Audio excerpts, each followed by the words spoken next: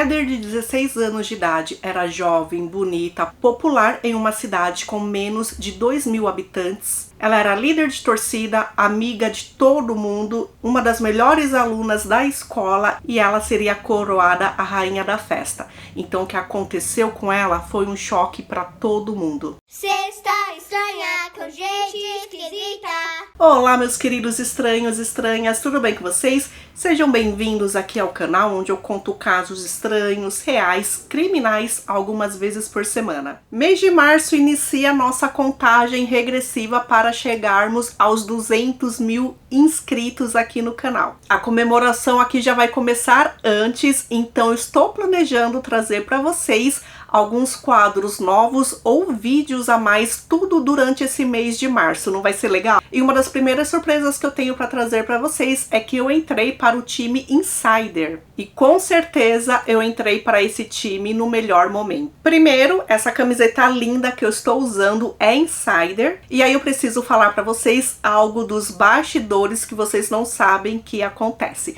Às vezes, quando eu estou gravando um vídeo para vocês, acontece tanta coisa por aqui, barulho de reforma, barulho de trânsito, então eu paro de gravar e vou fazer minhas coisas. Acontece às vezes de eu precisar sair na rua, fazer alguma coisa na rua em horário de almoço, que é calor pra caramba, como vocês já imaginam. Já aconteceu, inclusive, na semana passada, de eu trazer um vídeo pra vocês que eu gravei ele em 3 partes. E vocês podem não ter percebido. Eu passei uma maquiagem na cara, só que a mesma camiseta que eu comecei a gravar foi a mesma que eu saí pra rua e voltei. E eu fiquei pensando em como não foi legal, porque eu suei bastante. E aí, realmente, eu pensei que eu deveria ter ido com a camiseta Insider. A marca Insider, ela traz roupas funcionais e tecnológicas. O que isso significa?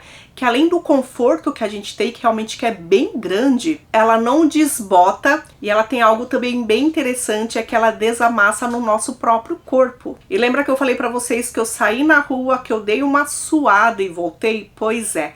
Com o sistema dela, ela absorve e evapora o suor rapidamente, além de ter uma ação anti-odor. E agora a surpresa que chega para vocês, gente. Mês de março, mês do consumidor. Durante todo esse mês, a Insider garantiu um cupom maravilhoso para vocês. É o RORI15, onde você tem direito a 15% de desconto em todo o site. E aí vocês podem chegar até 38% de desconto, dependendo ali da promoção que tiver na peça. Então já guarda aí o cupom que é RORI15. Eu vou deixar o link aqui também para vocês irem direto lá para a loja. Deem uma olhada. Com certeza essas peças de roupas são aquelas peças que nunca vão sair de moda do nosso guarda-roupa. Sabe aquela peça coringa que você precisa? Por exemplo, eu tô com um pretinho básico, só que de básico não tem nada, né, gente? A gente sabe que roupa com qualidade dura e dura muito bem no nosso guarda-roupa. Então agora que eu estou super fresquinha e bem vestida, vamos pro caso. Eu queria agradecer a Luana Santana. Ela também foi uma das pessoas que me sugeriu que eu fizesse uma playlist sobre líderes de torcida. A playlist já foi criada, só que eu ainda não tinha agradecido a ela pela sugestão. Então, Luana, muito obrigada.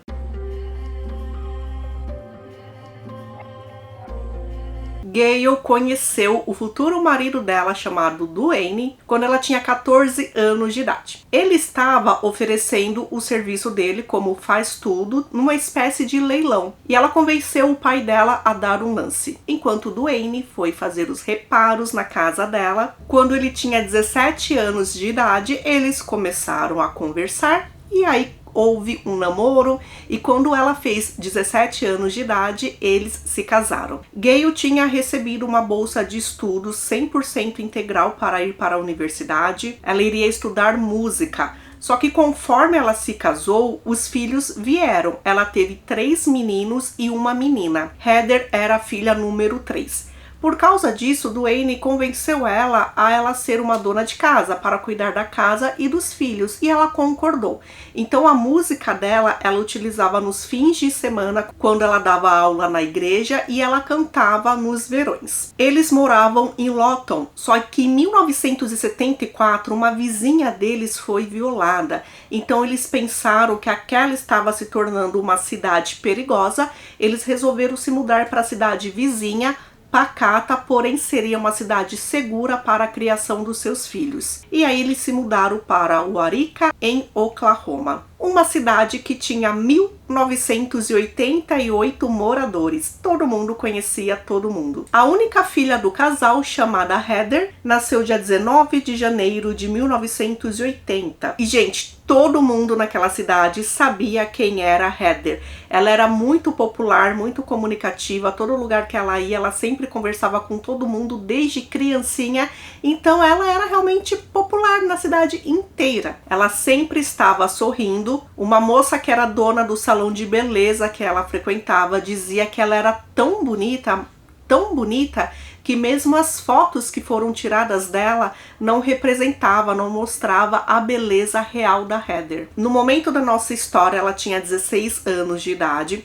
Os 3 irmãos dela faziam parte ali da escola, ou fizeram parte da escola jogando no time de futebol americano, e os 3 ficavam se revezando para ficar de olho nos rapazes que se aproximavam dela, porque ela chamava bastante atenção. Um colega da época da escola disse que Heather, ela era aceita pelos populares e ela também era aceita pelos tidos excluídos. Ela dava atenção para todo mundo, ela conversava com todo mundo como se eles fossem iguais. Então por isso que todo mundo da escola tinha um carinho especial por ela. Inclusive esse amigo que contou essa parte, ele era considerado um estranho, um excluído ali da escola. Heather era líder de torcida na escola. Ela era tida como uma das melhores alunas, então ela fazia parte do quadro de honras da escola. E dali a pouco iria se aproximar um baile e o pessoal tinha certeza que ela seria coroada a rainha do baile. E ela, que era uma menina animada, alegre, respeitosa dentro de casa, ela começou a mudar. O comportamento dela mudou. E ela, que sempre foi muito obediente, ela passou a dar problemas para os pais. A mãe disse que a filha era naturalmente sexy, ela chamava a atenção de todo mundo.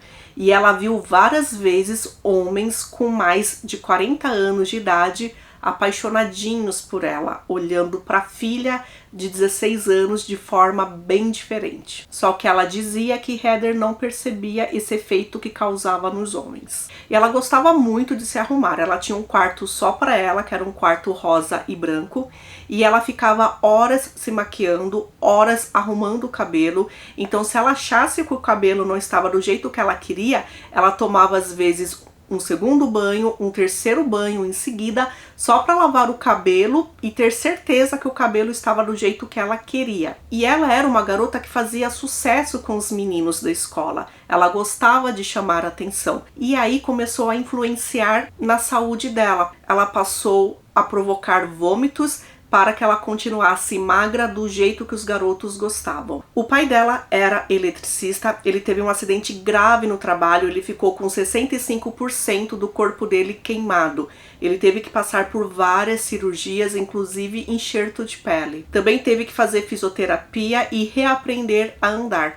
Foi um momento muito complicado. Então, por causa disso, pelo pai ter ficado em casa sem trabalhar, a mãe, ela saiu de casa porque ela tinha que trabalhar. E ela trabalhava durante horas e horas. Heather, então, ela ficou sendo a responsável ali como única menina, né, o que é injusto, porém ela acabou ficando como a responsável por cuidar da casa, da alimentação e também cuidar do pai, que precisava a todo momento trocar ataduras. Depois disso, ela passou a ser uma menina mais retraída, pelo menos dentro de casa. Ela ficava sempre no quarto dela, estava sempre rabugenta e querendo desafiar os pais. Os pais achavam que era uma fase.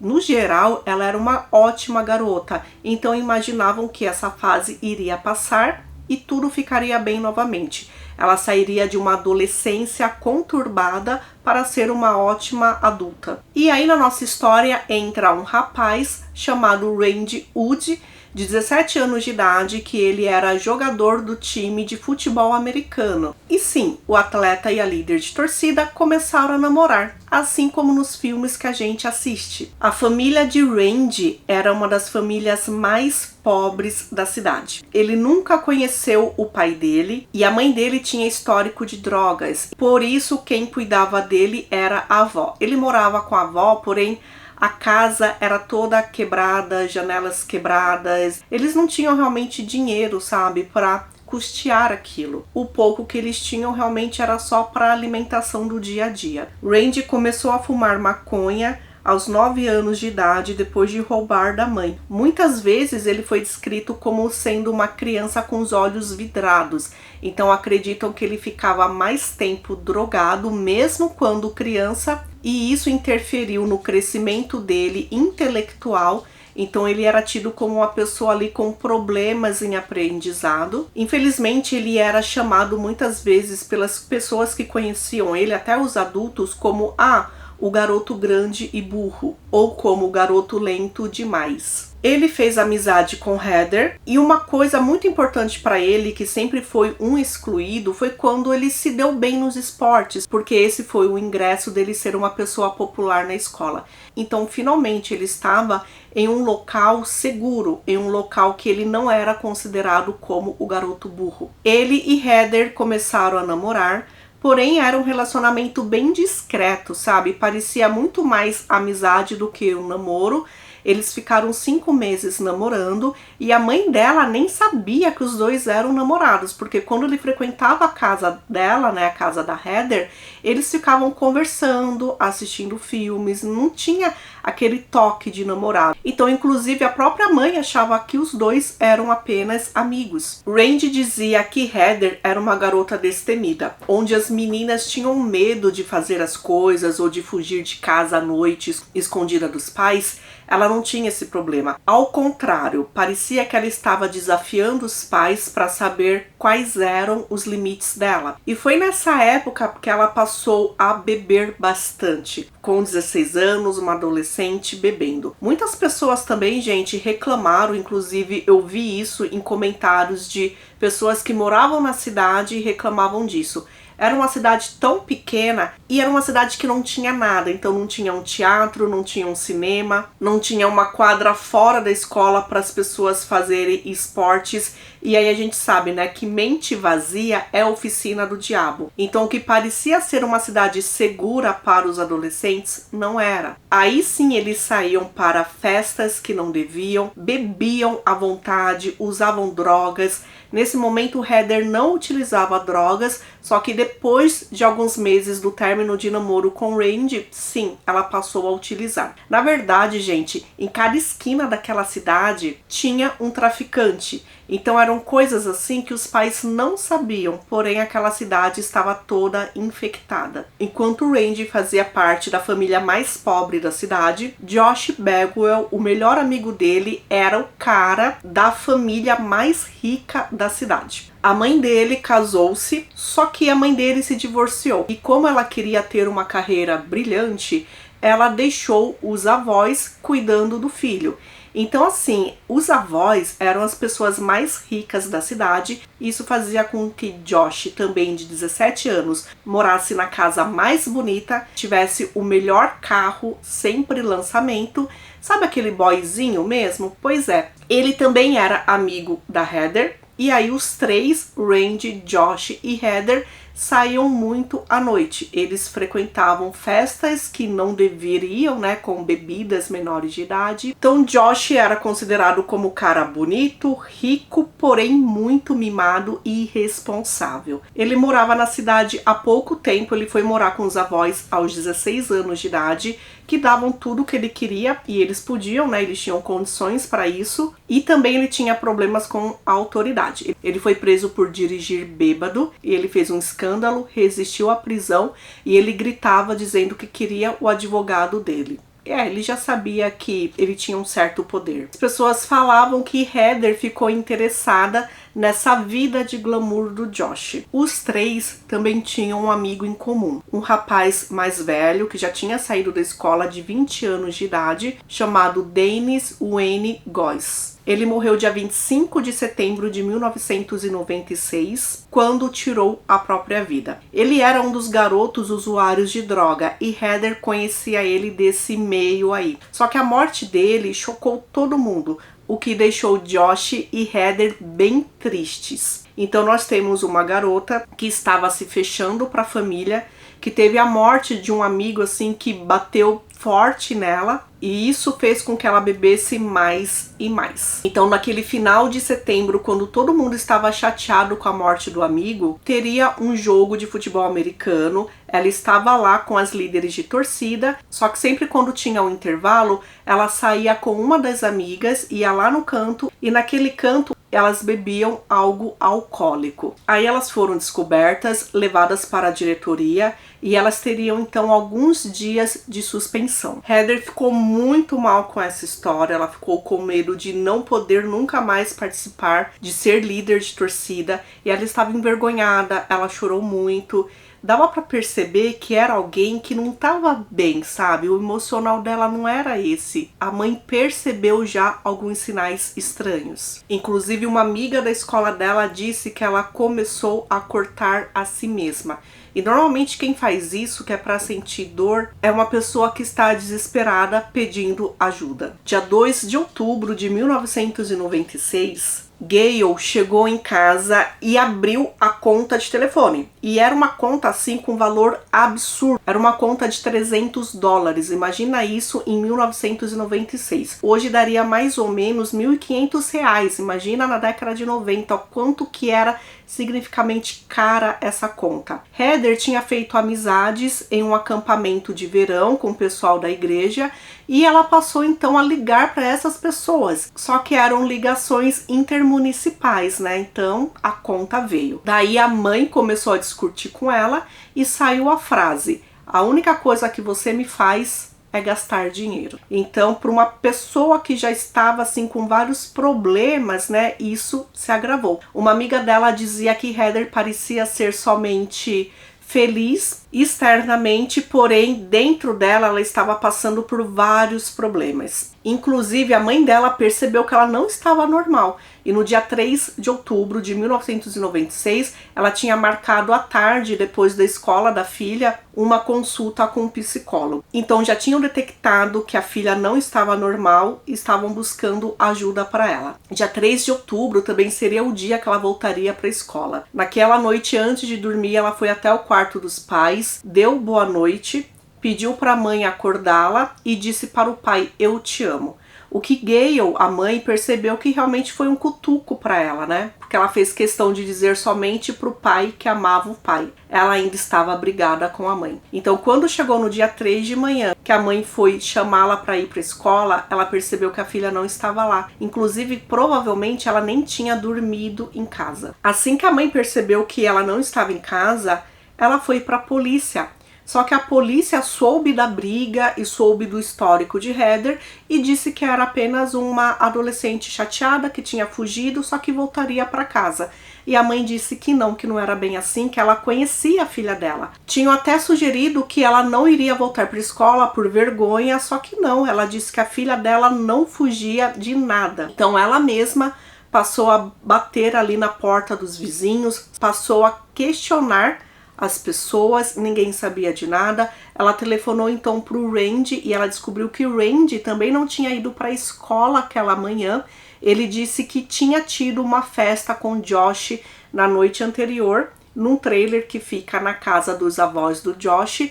Então ele estava cansado e resolveu não ir para a escola. E a mãe dela perguntou: "Se você soubesse de alguma coisa, você me contaria, né?" E ele disse que sim.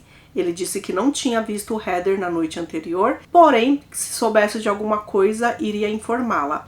Só que ela sentiu alguma coisa, ela sentiu que ele estava escondendo alguma coisa. Bom, sabendo que tinha rolado a festa ali na casa do Josh, ela foi até a casa da família, a família mais rica da cidade. A avó estava limpando aquele trailer. Ela realmente disse que houve uma festa do Josh e dos amigos na noite anterior, que o Josh estava dormindo. Por algum motivo também ele tinha sido suspenso da escola, só que ele também voltaria aquele dia. Só que a avó disse que ele estava dormindo e não iria acordar o netinho para conversar com ela não. Que depois, se ele quisesse procurá-la, ele iria. Alguns dias depois ela encontrou Josh ali na cidade, só que ele não se importou com o desaparecimento da Heather e disse também que não a tinha visto. Fazia mais de uma semana que ele não a tinha visto, que foi na época ainda que ela frequentava a escola. Como alguns dias tinham passado, ela não voltou para casa, aí realmente sim, a polícia passou a investigar. E aí foi nessa época também que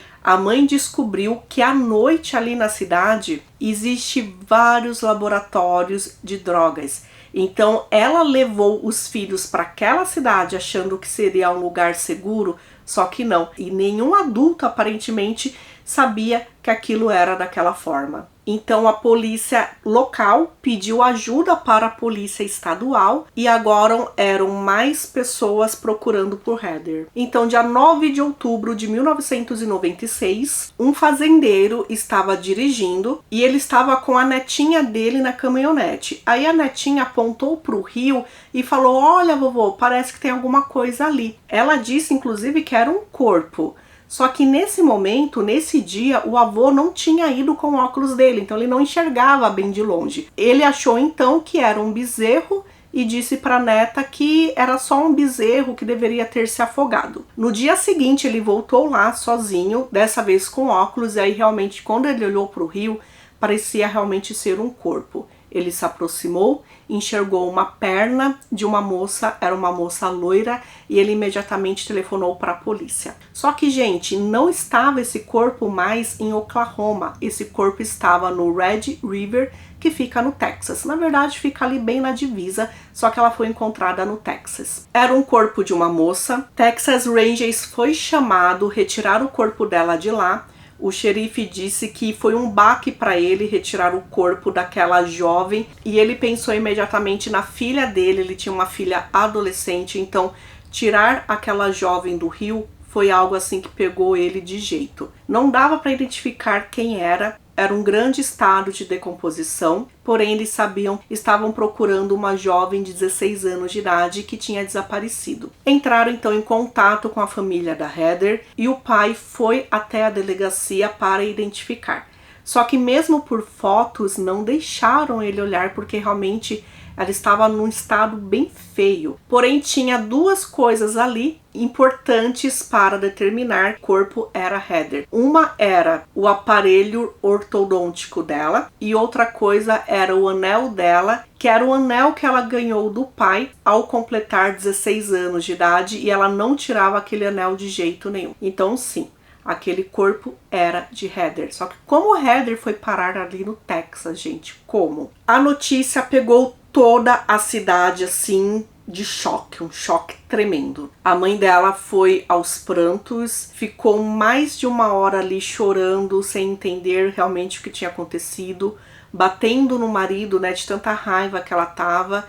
E aí eles perceberam que tinham perdido a filha deles. O ex-namorado dela, Randy, descobriu que o corpo dela foi encontrado quando ele estava no bebedouro e um outro aluno chegou nele e disse: "Olha, encontraram um corpo no rio e é a Heather." E no mesmo dia que o corpo dela foi descoberto, foi o dia que houve um baile na escola, que era exatamente o baile onde ela seria coroada a rainha. Porém, Randy, o ex-namorado, foi coroado sim, o rei do baile. E o que ele disse que foi um sentimento bem agridoce. Porque, claro, ele ficou feliz. Aquilo significava que você era bem visto na escola pelos outros estudantes, porém, ao lado dele era para ter sido coroada Heather e ela não estava lá. Claro que as investigações começaram então na cidade que ela vivia, né? Gente, ninguém falava nada, nenhum adolescente falava nada. Inclusive, isso até saiu numa nota de jornal com a seguinte frase: "Os adolescentes locais estavam aderindo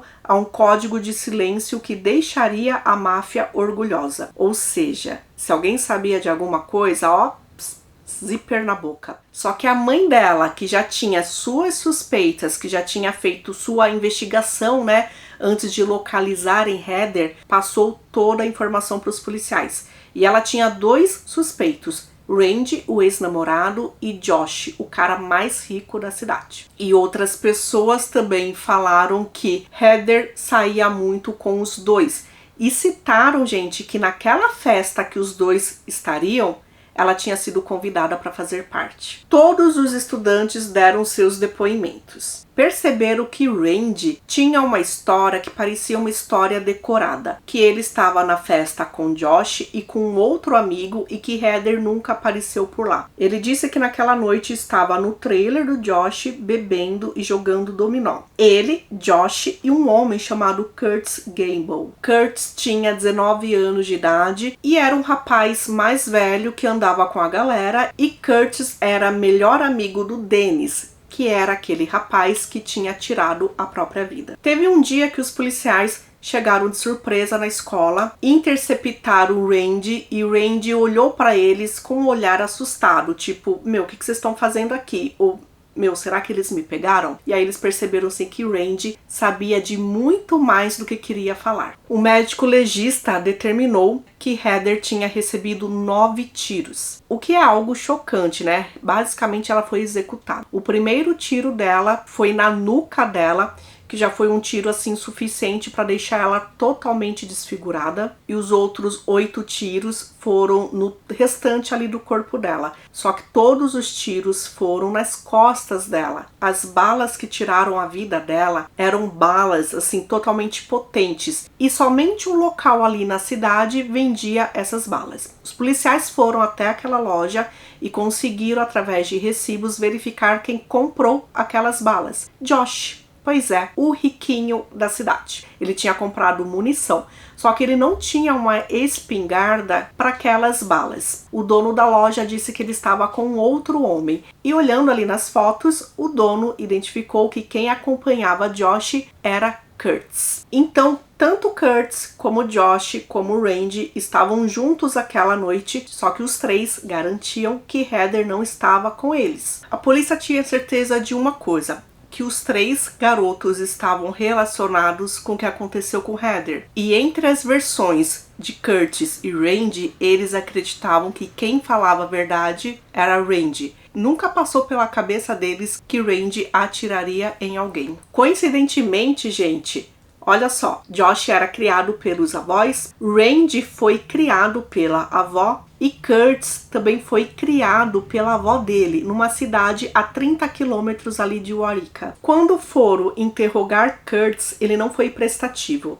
E a avó dele, chamada Rheda Robbins, também não foi prestativa. Só que aí acharam uma pessoa que poderia interrogá-la e quem sabe aí ela poderia falar. Gente, olha só que coisa bizarra aí do mundo. A mãe de Curtis perdeu a vida de uma forma agressiva. Na década de 80 existia um serial killer chamado Henry Lee Lucas, que é um dos serial killers mais conhecidos porque ele disse ter tirado a vida assim de mais de 200 pessoas, e foi determinado que a mãe de Curtis foi uma das primeiras vítimas dele. Em 1982, Henry Lee Lucas colocou uma faca no peito dela e jogou ela dentro de um fogão a lenha. Então, por causa disso, a criação de Curtis passou para a avó. Olha só que chocante. E aí tinha um detetive que tinha cuidado do caso da mãe de Curtis, que conhecia a Rheda. Esse detetive foi designado agora para conversar com ela,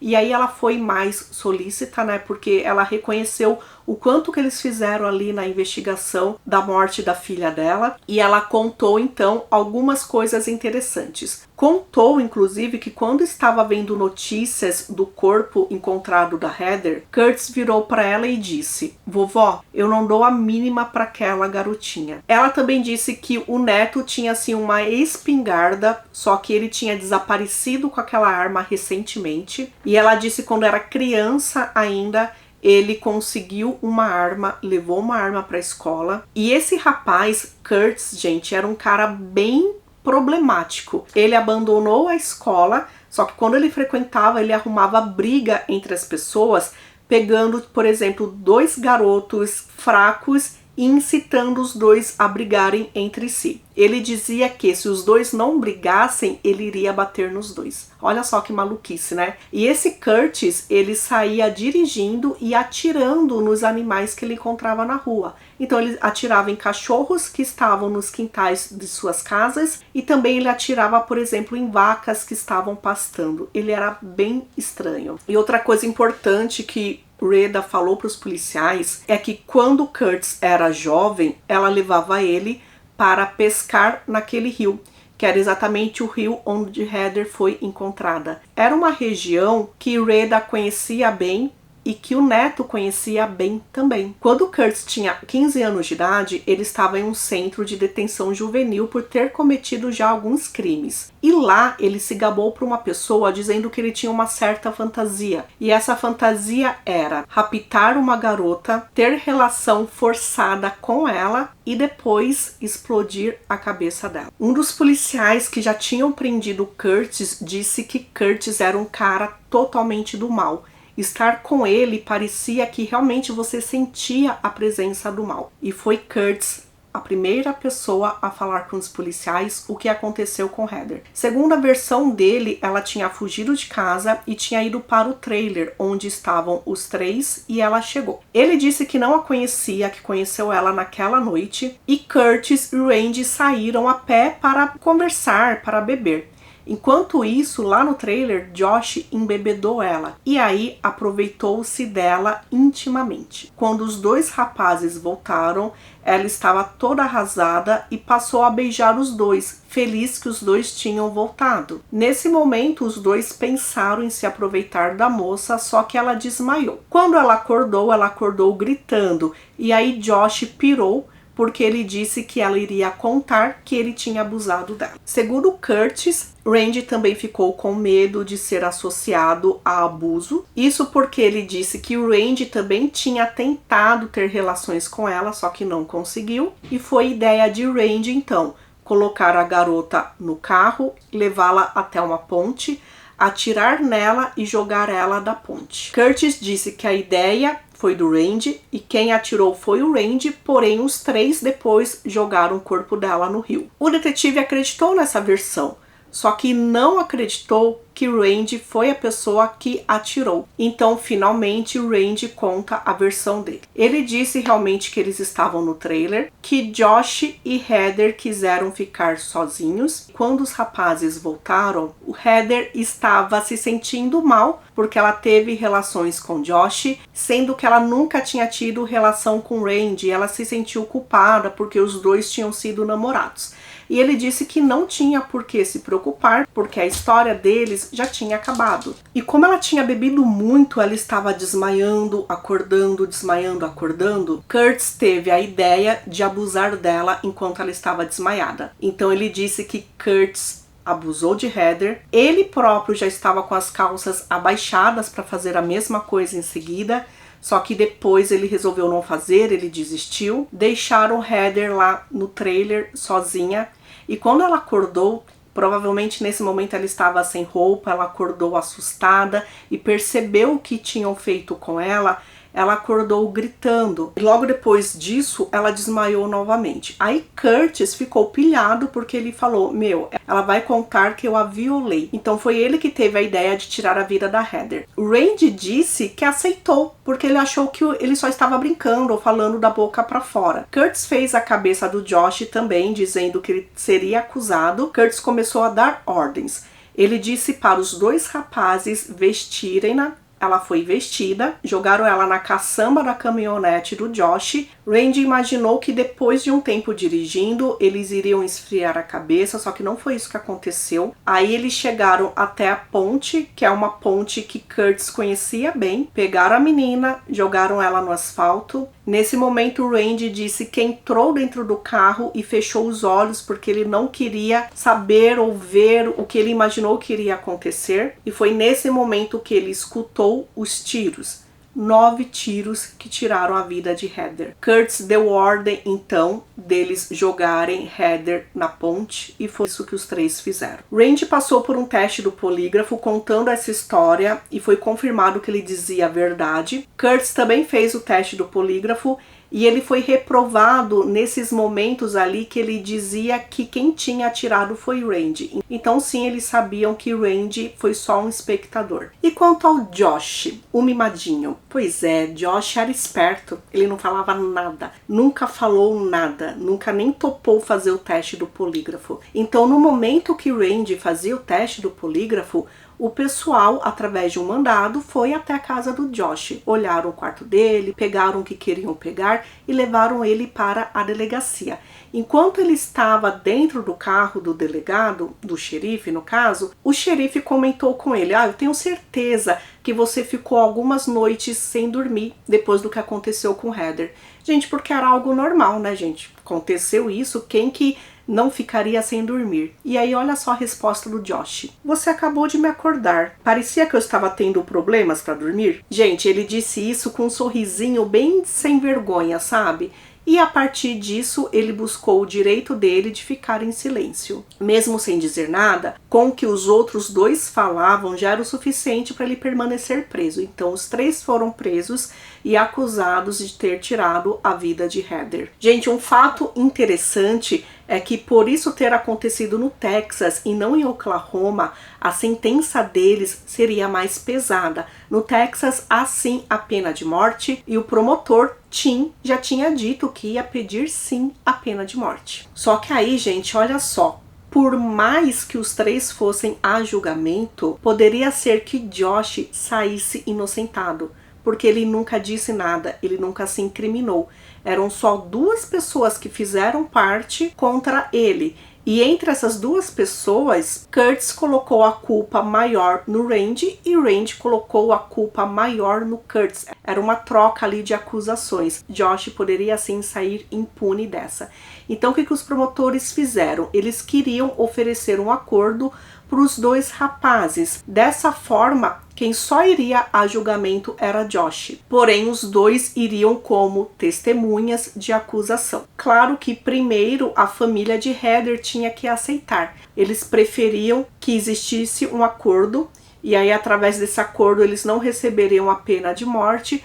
Porém, dessa forma, se garantisse que Josh fosse sentenciado pelo envolvimento, para eles era o suficiente. Haveria justiça de qualquer forma. Então, o promotor ofereceu um acordo para os rapazes e eles receberiam a prisão perpétua, porém, podendo pedir liberdade condicional após 30 anos presos. E os 2 concordaram. Só que quando chegou ali no dia do Curtis fazer o acordo diante do juiz, né, que o juiz diria qual era a pena dele, assim que o juiz determinou a pena, Curtis surtou, pegou um oficial que estava ali do lado dele, jogou-se para cima dele e começou a sufocá-lo. Então foi todo mundo ali para separar Curtis, senão sim, ele iria matar aquele oficial. Josh gabava-se para os amigos que ninguém tinha prova ali suficiente para acusá-lo, então ele seria com certeza inocentado. A família contratou os melhores advogados para ele. Ele tinha condições, né? Então sim, ele tinha grande chance de ser inocentado. Em fevereiro de 1998 começaria o julgamento de Josh. No julgamento não foi permitido a imprensa, então não dava para saber o que acontecia lá dentro. E a defesa, sem vergonha, utilizou 2 táticas: colocar Heather como a vilã da história, a sem vergonha, e colocar Josh como um bom moço. E a defesa de Josh realmente fez isso, quis colocar o nome de Heather na lama. Eles queriam realmente destruir a imagem da menina, fazendo assim de tudo que o júri achasse que ela era culpada de toda a história, que ela não era boazinha nem nada e que talvez ela merecesse isso. Pois é, né, gente, dá muita raiva quando a gente vê isso acontecendo. E uma das testemunhas entrevistadas lá no tribunal foi a mãe dela. E aí vocês imaginam aqueles advogados fazendo perguntas terríveis e que Gale tinha que responder. Inclusive, um jornalista postou o seguinte: a defesa decidiu levar a personagem de Heather a julgamento, pintando-a como uma bêbada promíscua. Eles a fizeram parecer a prostituta da Babilônia. Pouco se falou sobre o alcoolismo ou o entusiasmo dos meninos por sexo casual, apenas sobre as supostas transgressões de Heather. Gente, olha só que absurdo. Eles deram a entender que Heather não poderia ter sido violada por Josh, porque Heather era o tipo de garota que estava sempre à disposição e pronta. Juro, realmente, gente, foi isso que eles disseram. E o advogado de defesa interrogou a mãe de todos os problemas que Heather apresentava, como o tabagismo, a bulimia, o uso de maconha. Ele chegou a fazer a seguinte pergunta para ela: ela era sua filha perfeita, só que ela não era tão perfeita, né? Josh, enquanto isso, estava lá na mesa dele, aguardando, rabiscando num papel. E uma coisa assim que não dava para ver, porque ele estava com camisa de manga longa, eram as tatuagens que ele tinha feito enquanto estava na prisão. E essas tatuagens eram nazistas. Ele tinha a suástica e outros símbolos como tatuagens. Enquanto estava preso, ele também incitou um motim na prisão. Ele desrespeitou vários guardas e atacou um policial. E ele também chegou a abrir, gente, um buraco na parede dele para ele fugir. Então, assim, são várias coisas que demonstrava realmente a personalidade de Josh, só que isso não pôde ser levado para o tribunal. Afinal, estavam julgando se ele era culpado da morte da Heather. Só que aí a promotoria tinha suas cartas na manga. Os testemunhos de Kurtz e de Randy. Os dois falariam o envolvimento do Josh nessa história. Só que aí, gente, olha só. Kurtz sempre disse que Josh soube da história, como todo mundo sabia, né? Os três sabiam que eles iam fazer era tirar a vida de Heather. Só que aí, chegando no tribunal, Kurtz contou a primeira versão da história. Ele resolveu falar que quem foi o culpado, que quem atirou na Heather tinha sido o Randy e não ele. E ele disse que em momento nenhum Josh sabia o que os dois iam fazer. Ele disse que em momento nenhum Josh escutou ou participou das conversas. Ele foi lá como uma testemunha inocente. Só que apesar das palavras dele, o promotor não estava tão assustado que ele fosse fazer um estrago, né?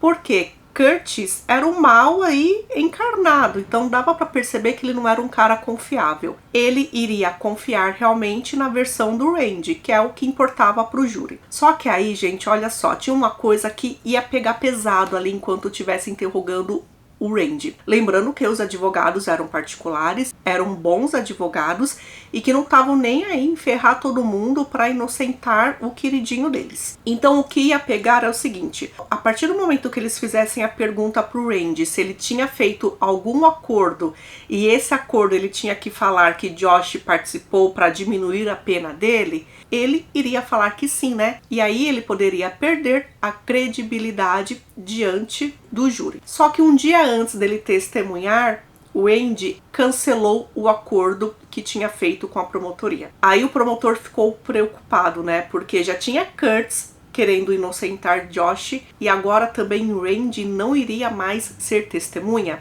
Só que na verdade o Randy disse que iria sim ser testemunha, só que ele não queria esse acordo, porque esse acordo iria prejudicar o que ele falasse contra Josh, porque realmente iam achar que ele só estava falando isso para ele mesmo se dar bem depois de alguns anos, né? Quando na verdade não era isso. Então ele queria ir sem acordo nenhum, ele queria ir só com a verdade.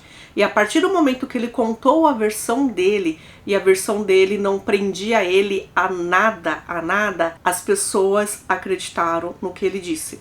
Tanto que a própria mãe da Heather e o pai da Heather acreditaram no que ele disse. Ele falou com emoção, então deu para perceber o quanto que foi verdade aquilo. E aí o próprio Josh foi no banco das testemunhas para contar a versão dele de menino inocente. Ele foi super treinado, ele dava as respostas totalmente corretas, sempre mostrando ser um garoto educado, que na verdade a gente sabe que ele não é assim. Porém, em uma pergunta ele se lascou. Durante o julgamento dele, estavam falando que Josh não sabia do plano de tirar a vida de Heather e quem realmente cometeu o crime foi Randy. Esse era o argumento baseado ali no tribunal. Só que quando chegou a parte dele explicar que ele escutou os tiros, ele disse que estava urinando, escutou os tiros e foi correndo. E aí ele viu Kurtz segurando a arma. Aí rapidamente ele corrigiu, ele falou: não, eu vi Randy segurando a arma. Então foi um deslize que deixou claro realmente o que ele estava vendo, que ele estava imaginando a cena e contando, né? Realmente ele estava vendo Kurtz, porque Kurtz tinha sido a pessoa que cometeu o crime. Dia 14 de fevereiro de 1998 seria o dia que sairia o veredicto dele. Ele seria considerado inocente ou seria considerado culpado? A família dele tinha tanta certeza que ele seria inocentado que levaram o carro luxuoso, o carro esporte, estava lá fora no tribunal, para quando ele saísse inocentado, ele fosse dirigindo para casa, né? E além disso, ali dentro do tribunal, eles estavam com vários balões para comemorar a inocência dele. Até que o júri disse que ele foi considerado culpado. Então ele foi considerado culpado de ter tirado a vida dela e também culpado de conspiração para cometer um crime. Então ele poderia cumprir uma pena de 40 anos até 99 anos de prisão. Isso se fosse para conspiração. Só que, se ele for considerado culpado pela morte dela, aí será prisão perpétua. E sim, ele foi considerado culpado. Então ele recebeu a prisão perpétua, só que ele poderá pedir a liberdade condicional depois de 40 anos preso, mas 99 anos de prisão pela conspiração. Só que as duas penas ele irá pagar simultaneamente. Sabe aquele anel da Heather que ela ganhou ao fazer 16 anos de idade? Que foi exatamente o anel que ajudou a reconhecer o corpo dela? Durante o julgamento inteiro, Gale utilizou aquele anel. Enquanto saiu ali a sentença de culpado, ela beijou aquele anel. Sobre a sentença do filho dela, Cherise Smith, a mãe de Josh, disse o seguinte: meu filho não é um anjo, só que com certeza não é um assassino. Gale pôde falar algumas palavras diretamente para o Josh. E nesse momento que ela falava, em que ela contava um pouco da dor dela, a família inteira dele foi embora. Basicamente não estavam nem aí para o que ela estava falando. E nesse momento ela disse a seguinte frase para Josh: com a saída de sua família, vejo por que você é do jeito que é. Você nunca teve que pagar pelos erros que cometeu, só que você vai pagar agora. Você tirou a coisa mais importante das nossas vidas. Gente, duas coisas agora. Primeiro que Randy, ele cancelou o acordo, então ele iria a julgamento e ele poderia sim receber a pena de morte porque não tinha acordo ali na mesa. E outra coisa, os pais da Heather quiseram falar com Randy. Então houve um programa que fez esse encontro dos três, dos pais com Randy, onde ele pede desculpa para os dois e onde os dois falam que perdoam ele, que acreditam realmente na palavra dele, no que ele disse. Bom, basicamente Randy disse que sabia o que ia acontecer, só que ele imaginou que Curtis fosse desistir, que ele estava falando da boca para fora. E quando chegaram lá na ponte, ele viu realmente que ia acontecer um crime, ele ficou com medo de dizer não para Curtis, porque Curtis estava fora de si, ele já não era uma pessoa normal, ele estava armado, ele ficou com medo de também ser uma vítima. Então, por isso, ele deixou Curtis fazer tudo aquilo. E foi isso que ele disse no julgamento dele, que aconteceu naquele mesmo ano. Ele contou toda a versão. Só que tem uma coisa que eu acho bem interessante nas leis do Texas, é o seguinte: se você estava num local de crime, onde você sabia que ia acontecer um crime, mesmo que você não tenha atirado, você é tão culpado como a pessoa que atirou. Então a sua pena vai ser a mesma de ter atirado, de ter segurado a arma, mesmo que isso não tenha acontecido. Então sim, ele foi considerado culpado e ele recebeu a prisão perpétua, podendo pedir liberdade condicional depois de 40 anos. Ou seja, isso pode acontecer em 2036, quando ele tiver 57 anos de idade. Sobre essa pena, a mãe de Heather disse o seguinte, que ele sim merece ser punido. Heather ficou 8 dias naquele riacho, o corpo dela se decompondo, ele sabia o que tinha acontecido e ele não disse a verdade. Então sim, a punição dele deve acontecer. Só que ela acredita também que uma vida inteira, prisão perpétua, é muita coisa para ele, porque ele foi o único que parece ter tido uma consciência realmente do que aconteceu. Tanto que ele ainda diz, depois de vários anos em uma entrevista que ele deu na prisão, todo dia ele lembra de Heather. Ele lembra do que ele fez, do que ele poderia ter impedido, lembra da vida que Heather deixou de ter por causa deles. Depois de alguns anos, da morte da Heather, o casal não conseguiu seguir em frente juntos e eles se separaram. Os pais da Heather se separaram. Gente, então olha só. Quem pode ficar mais tempo preso é o Josh, porque ele recebeu a pena de ter tirado a vida dela e também de conspiração. Por causa daquele acordo que Curtis fez, mesmo que ele não tenha cumprido, não deu para desfazer esse acordo. Até então, ele tinha aquele acordo de prisão perpétua que pode ser liberado depois de 30 anos. Aí o promotor conseguiu processá-lo por conspiração. E porque ia ter esse julgamento, Curtis, que estava preso, foi transferido para um outro condado e Josh, que estava preso em um outro local, também foi para a mesma prisão desse outro condado. Josh seria uma testemunha de acusação. E aí, gente, teve esse julgamento, conseguiram fazer com que Curtis fosse culpado de conspiração, então por isso ele recebeu também a pena de prisão perpétua sem direito a condicional. Ó que maravilha. Só que aí, gente, no dia 28 de janeiro de 2002, os ex-amigos que estavam juntos na prisão conseguiram fugir. Vocês acreditam nisso? Eles fugiram. Fora ele, outros 2 presos também fugiram. E eles foram direto para a floresta. Como era uma prisão bem menorzinha, eles conseguiram, sei lá, com uma faca, e aí conseguiram render o guarda, e o guarda teve que soltá-los. Aí, gente, o promotor, quando descobriu dessa fuga, ele disse, caramba, eu fiquei 6 anos tentando colocar uma prisão perpétua em cima dele e quando eu consigo, o cara foge. Foram dias e dias de fuga. Os 4 fugitivos depois se separaram, então os outros 2 foram para um lado e Josh e Curtis foram para o outro lado. Para onde que eles foram, gente? Para Red River,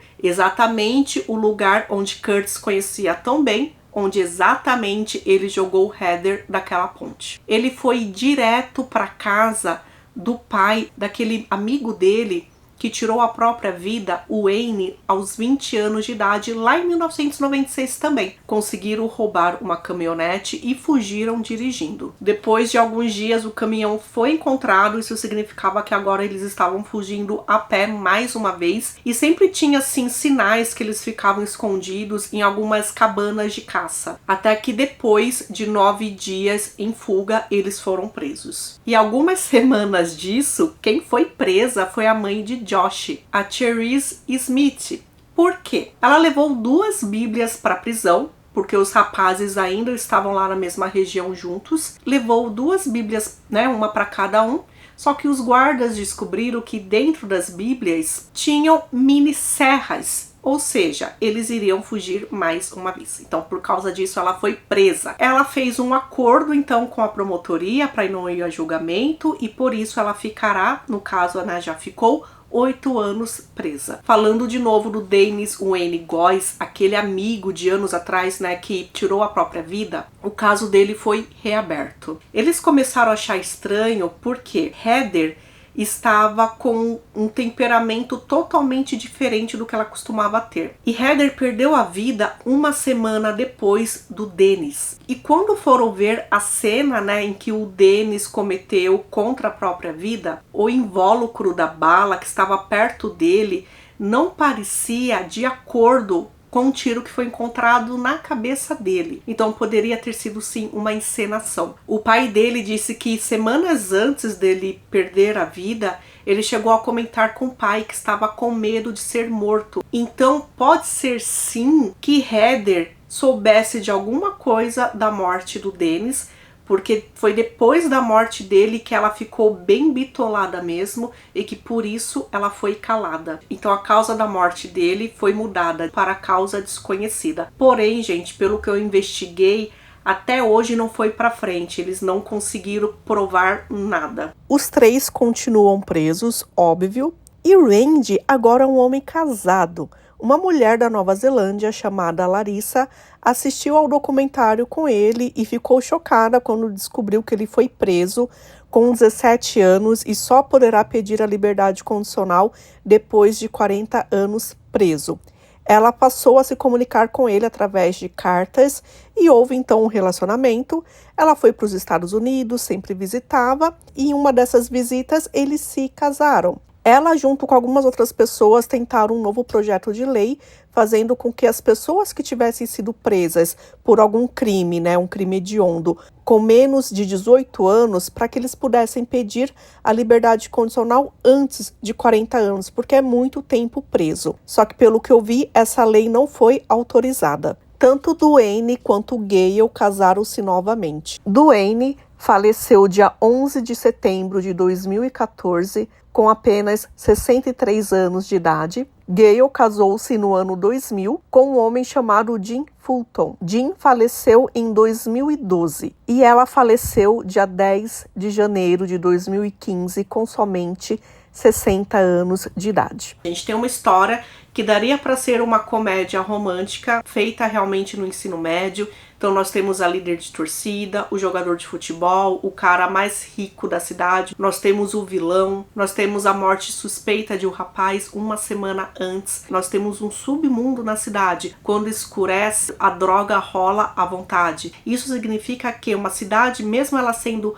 pequena, pacata, não significa que ela é segura, né? A gente viu nessa história que não foi bem assim. Então é isso, gente. A gente se vê então num próximo caso, que esse caso aqui tem muita coisa pra gente pensar nele, né? Então beijinhos e uma ótima semana pra vocês, tá bom? Tchau, tchau.